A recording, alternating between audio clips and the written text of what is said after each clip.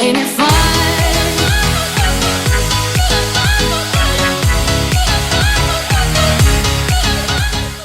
Hi guys, welcome back to my channel. My name is Haley. If you're new here, I'm so excited that you decided to click on today's video, which is always a very special video. I love filming this video every year. It's always a great time for me to reflect. I'm not one so much to do the traditional what my New Year's goals are, what my New Year's resolutions are type of video at the top of the year, but rather reflect around my birthday of things I've just learned over the past year of life. So with that being said, probably already read the title of today's video, I'm going to be sharing 25 things I learned by 25. So without further ado, let's just get right into them. There's no particular order in these lessons learned, these things I've learned. If you watched previous, years worth of this video, you're probably gonna hear a pretty repetitive theme throughout today's video, in addition to maybe some of the previous year's videos, because while there's things I learn over the years, sometimes the perspective that I have about it, or the action, or the way that I'm actually applying it in that past year might have changed from year to year. So don't get discouraged if you're like, hey, she talked about this when she was turning, 22, and then she's talking about this again. There might be a newfound kind of revelation about it, and that's why I'm bringing it up again. I am going to be reading them off my notes app on my phone, so I have the whole list here. So if you see me looking down or like referencing down here, it's just me making sure that I stay on track and I remember to say everything that I wanted to say. Let's truly get to number one. And the first life lesson, the first thing that I've learned over the past year as I'm turning 25 is stay in your own lane. There's enough traffic in everybody else's. Probably already heard it of like, just focus on you, focus on what you're doing, and like don't focus on others, like you should be in a race with yourself. All those things still do apply. But I think seeing it and hearing it that way really gave me a new perspective over the past year of like really letting a lot of like the cloudiness, even in my mental space, like other things that either have passed, things I just are outside of my control, not letting them still be like within my lane, like still my purview, like I'm still kind of festering, allowing it to kind of still take up mental energy and mental space, like letting that truly just vanish, go, bye-bye, it's in the rear view. So I think that's the new perspective I have about it. Not so much of like a competitiveness, literally letting my mental space be cleared and not cluttered. And you're focusing on you and not on others. Like we're all really selfish if you really think about it at the end of the day. Like you might be thinking about somebody else or their perspective or how you're being perceived or whatever it is, and likely they're probably not even thinking about that interaction, thinking about you, or if they are, probably not to the degree that you're thinking that they're thinking about you. Is really weird. Of course, known for years, but hearing it and kind of applying it from this direction, letting things just kind of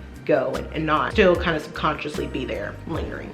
Next is your body is an honest reflection of your choices. And this was so profound to hear this said, kind of, I think I heard it on a podcast or something, but it truly is true. Like I'm not even saying it in like a weight related thing, but literally your body from like maybe, you're eating certain things that are very greasy or like oil filled, and so you're gonna get like acne or blemishes in a certain area of your body, or maybe you're eating something that you have like food sensitivity to, or you have like a tolerance to, you're gonna have a reaction to it. So literally it is like a true reflection of the choices and like consequences from those choices. So having that perspective gave me like a better, I guess, relationship or a better thought about my body and different aspects of it, or even like not even just saying face or skin, but like maybe my hair. Like if I'm not, making sure I'm hydrated enough, my hair is gonna be a little bit more brittle and dry. So thinking about everything that I do, less of like I just need to do it just to do it, but like no, this is actually helping different aspects of my body. Either me doing it or not doing it, either way is going to impact my body. Just something to think about. Stop expecting you from others. And I know that we obviously all have probably heard of the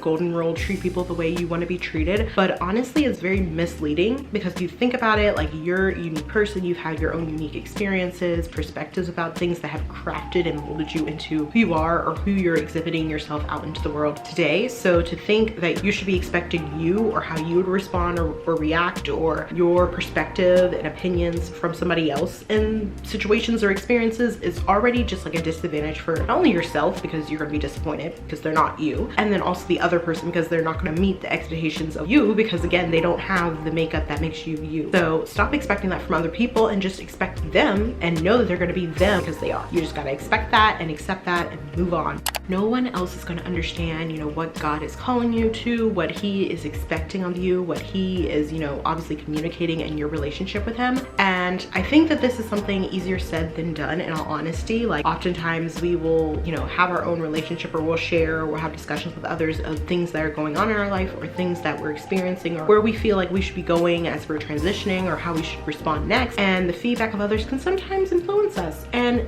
wise counsel is important, but I think at the end of the day, you also need to keep discernment, and also keep in mind like there might be certain things that the Lord is giving you, and you have to just kind of walk out in faith. Like you're not going to get like the earthly validation or like counsel kind of cheering you on of like, yeah, I agree with that, or yeah, you should pursue that. Like it might just require obedience and just, again, faith, and you have to kind of be willing and okay with that. That is something not only just like this past year, but several years kind of combined. I've thought about that of like sometimes even with wise counsel, they might not see that perspective. It might not be that it's wrong, and I'm not saying dismiss your wise counsel, but it might also mean that it's just an opportunity for you to be truly walking out on faith and obedience to what the Lord has called you, because he called it for you, not for, you know, everyone. You're probably not doing it wrong. You're probably just in a phase where others typically give up or quit. That is something I had to really reflect on. Definitely being a person in so many different aspects of my life. I'm like the pioneer. I'm the first of, or the first to maybe do it a certain way. And just because I'm the first doesn't mean like maybe I'm doing it wrong. Maybe that's a little suspicious or weird. There is times, you know, intuition, discernment, like maybe that should be something you have a little pause moment for, but it doesn't always mean that. Maybe there is, you know, you're the first, and it just means that nobody else has ever just gotten to this point, or you can attempt to get to this point. So keep that perspective also in mind. Stop being considered in situations where you're not even being considered in. And this was something that was very difficult. I wrestle with this kind of concept pretty frequently of, you know, not only being like kind and compassionate and empathetic for people, but then also at the same time like, keeping in mind, what am I pouring in? Not even like it's a reciprocity, like it needs to be equal, you know, different seasons, different phases of life, you can't expect that, but keeping kind of upholds. You shouldn't be like going above and beyond and doing extra or whatever in situations where that person, like you're not even, again, going back to the selfish comment, you're not even in their mind. They're not even considering you to the degree that you're probably considering them on certain things. Maybe it's a good thing to evaluate. Sometimes you might be like over considerate and you might not even realize it. Next is to truly understand what discernment is. And when I say this, it means like if you have, you know, that discernment, that intuition, that gut feeling, if you will, doesn't mean that you still have to see like whatever the thing that you're being forewarned play out. I feel like sometimes we're like, I had a gut feeling about that, and we don't act or respond. We still let it play all the way out. Not the wisest thing to do. Not everyone evolves. And when I heard this for the first time, it was kind of hard for me to think of like, you know, so much happens around us. So we all are impacted by it. So we all have to evolve. What I kind of came to realize in thinking about this longer is not everyone evolves. And sometimes they're there to just be like the antithesis to you, for you to be motivated enough to not maybe be like them. Maybe that's why they're around. Maybe that's why you're seeing that aspect of their life where they're not evolving to motivate you to evolve.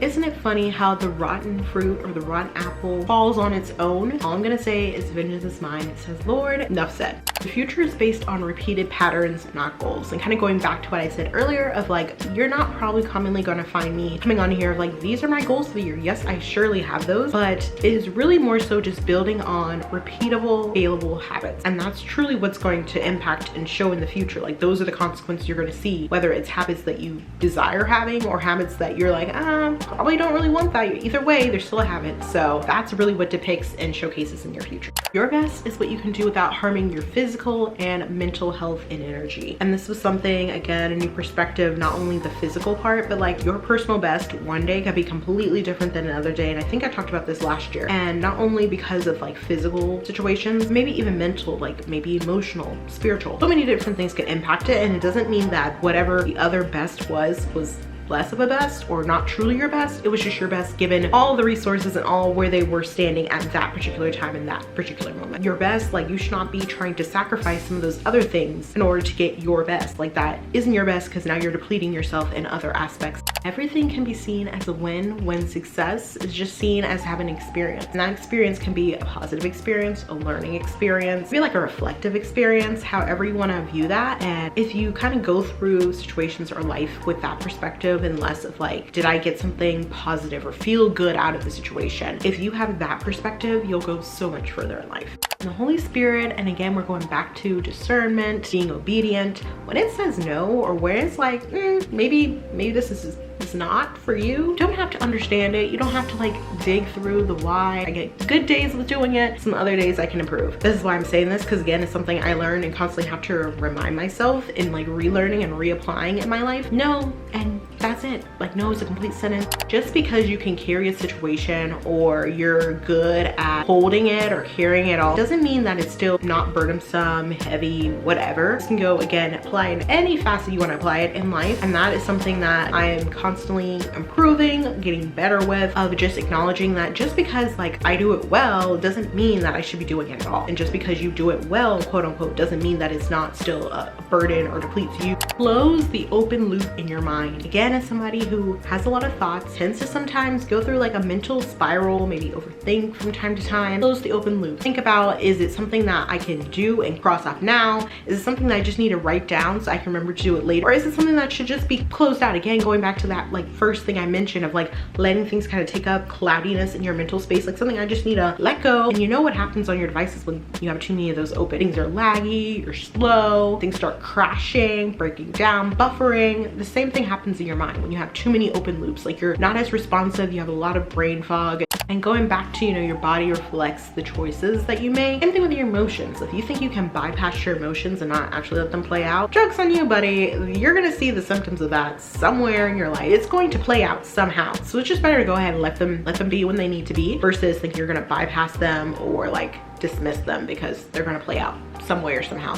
And then kind of going to a lot of what these are. Being self-aware is truly a rare treasure, and you don't realize how much it not only helps and benefits you, but it benefits others because you're able to be less impacted or like take on what others, either opinions, thoughts, whatever it is, because you're like, that's really like projection, or really that's just blah, blah, blah. Like you realize because you have confidence in understanding you or how you respond or why you respond the way you respond. You're not like taking that on as like some type of insecurity, if you will, because you're unsure overall. You're sure about yourself and you're able to be more assured of why you interact the way you do in the world. I just love being self-aware. I know there's times where I feel like I'm probably too self-aware of certain things. So again, it's a balance. I think that it has definitely helped me in so many different aspects, not kind of be like a mindless zombie, a mindless person, if you will, like just kind of going through the motions, because I'm self-aware of why I'm in this situation or what I'm gonna do. It's not hard, it's probably just new. And remember, everybody starts as a beginner. I know hearing that can kind of be frustrating at times, but truly think about it, like unless you're a prodigy, at some point they have to start and scale up to being where they are today. So it probably isn't just hard, it's probably just new for you, and you're frustrated because you're again comparing your beginning stages to somebody who's maybe a higher level because they've already passed that beginner stage. And so it's like ripping out a chapter book and going straight to chapter 40 and expecting that you're gonna be great or understand it, compared to reading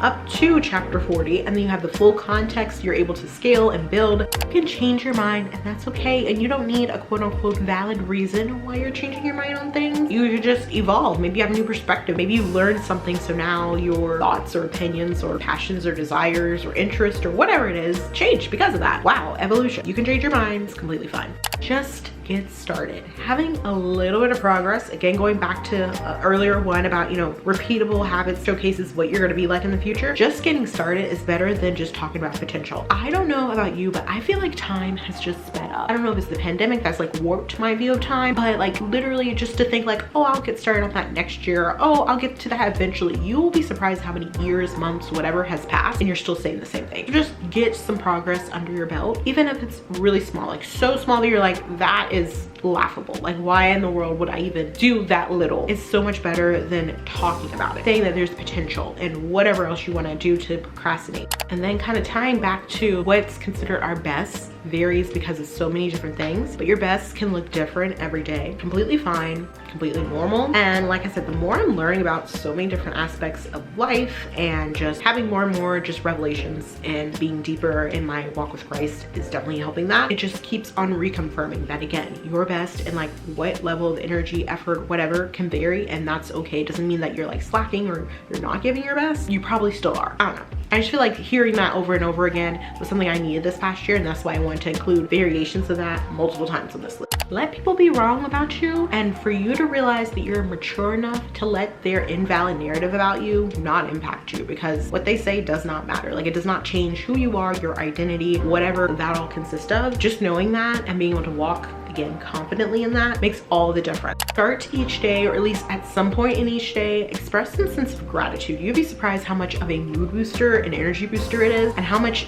when you focus on that, like all the other like either anxiousness, worries, whatever it is that you might be otherwise focused on, like fades away. Like, you cannot focus on those things when you're expressing that gratitude and being thankful, because you're just thinking about all the positive and you're having a very optimistic outlook while you're thinking about being grateful. And as you express gratitude, which is something we all just need to do do more of in general. I've been doing a better job, as you know, I was 24, but I definitely want to bring into as I turn 25, continuing to just express gratitude and thinking about it, not just like here or there, but like on a daily basis, stopping, reflecting, and just being grateful and then expressing that. Sitting with your thoughts and reflecting, and again, as somebody who loves doing this, I'm highly biased on that. It's so nice because you wouldn't realize how much peace, or how many, it kind of goes back to the gratitude, like how many things that you probably overlook that you don't even realize because you're probably busy, you're probably rushing, always moving or whatever. But like when you take away the social media, you take away the phone, you just sit and listen and you're just silent, let whatever thoughts come, you just kind of think through them, or you just reflect on what you can hear or what you're observing, like you're literally using all your 5 senses. I don't know, it's very grounding. And then the last and final, the 25th thing I learned by 25 is if it's out of your hands, let it be out of your mind. And I wanted to leave this last because it ties so well with the first one, obviously, because again, if you have no control over it, or if it's already happened, there's no point in, unless you are truly reflecting to improve and get better. And once you do that, just let it go, let it out of your mind. You only have so much mental space. There is no point in letting this just continue to play, replay, because it is draining you, even if you don't acknowledge it or realize it. And with that, I think I definitely have talked your ear off. I hope you wrote down a few of these. I hope you're gonna apply a few of these. And if you do want to get a few more, which again, I've done these every year for the past, what, 6, maybe 7 years, you definitely want to go ahead and check out the playlist down below because there is a ton more that I've probably shared over the years and some of those other videos. Make sure to subscribe if you aren't subscribed. But until next time, I will catch you guys on the flip side. Bye guys.